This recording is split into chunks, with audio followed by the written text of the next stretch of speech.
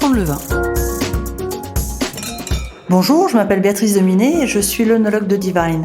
Aujourd'hui, j'ai le plaisir d'être en compagnie de Pierre Bardinet, directeur technique des Bienheureux. Bonjour Pierre. Bonjour Béatrice. Alors encore un plaisir de pouvoir partager avec toi un moment autour des spiritueux. Et en particulier, aujourd'hui, je voudrais aborder le sujet du rhum. Oui, c'est un sujet qui me tient particulièrement à cœur puisque on a plusieurs marques de rhum chez les Bienheureux. On a les rhums Passador de Oro, les rhums Embargo, le rhum Mamaquia également.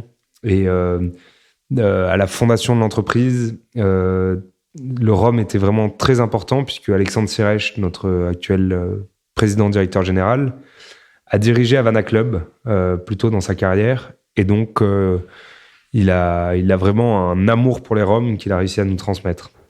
C'était un petit peu la base alors du coup de l'entreprise. Tout a démarré autour des rhums.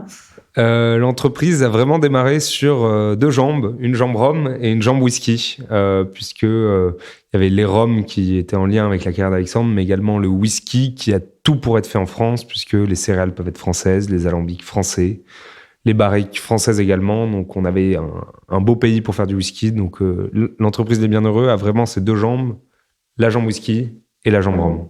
D'accord, alors du coup pour la jambe whisky, on verra ça dans un autre podcast, mais sur le rhum, donc tu nous as parlé de Passador de Oro, donc c'est un rhum qui est fait au Guatemala, c'est ça au début ? Alors exactement, Passador de Oro, c'est un rhum de miel de canne. Le miel de canne, c'est une spécificité du Guatemala. Vous connaissez sûrement les rhums agricoles et les rhums de mélasse, dont on entend plus souvent parler. Le miel de canne, c'est un petit peu différent. On récupère du jus de canne à sucre qu'on va ensuite mettre à chauffer pendant plusieurs jours pour évaporer l'eau qu'il peut contenir et concentrer les sucres de telle façon qu'au bout d'un moment, on obtient une texture qui ressemble à du miel et on appelle ça du miel de canne. Et donc, Passador de Oro est un rhum fait à partir de miel de canne et ça lui apporte une texture très gourmande, des notes pâtissières, briochées, et ça en fait un rhum très gourmand. Et donc, quand même petit clin d'œil avec la France, je crois qu'il, je dirais pas subit, mais en tout cas, il va avoir une deuxième période d'élevage. Et là, on est de retour en France et vous utilisez des fûts de cognac. En effet, Passador de Oro, nous l'importons du Guatemala. Il a déjà eu un premier élevage en Solera, là-bas. Et ensuite, on va le recevoir en France, en Charente, dans nos chais. Et on va lui faire un deuxième élevage qu'on appelle un élevage continental pour venir apporter un peu de subtilité à l'élevage tropical qu'il a connu au Guatemala. Et cet élevage continental, on le fait dans des barriques et dans des tonneaux qui ont contenu du cognac. On lui apporte des petites notes à la française, on va dire, avec cette eau de vie d'exception qu'est le cognac. Et ce que l'on cherche à faire, l'objectif organoleptique de ce double vieillissement, c'est vraiment de venir lisser les tanins du rhum qui peuvent être un petit peu trop présents dans le rhum lorsqu'on le reçoit du Guatemala. Et donc, en le patinant, on arrive à les patiner en mettant ce rhum dans des barriques de cognac. Et comme ça, on réussit vraiment à apporter quelque chose de plus en s'appuyant sur notre savoir-faire français d'élevage.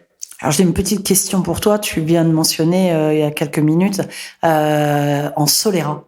Peut-être un petit rappel sur ce que c'est qu'un élevage en Solera. J'en avais entendu parler, moi, plutôt soit à Jerez, en Espagne, ou alors parfois vers Rivesaltes, dans le sud de la France. Oui, alors la Solera, c'est très utilisé dans le monde du rhum. C'est une méthode qui part du principe qu'il y a une part des anges dans les alcools, c'est-à-dire que chaque année, il y a une part du contenu de la barrique qui s'évapore dans l'air et qu'on perd définitivement.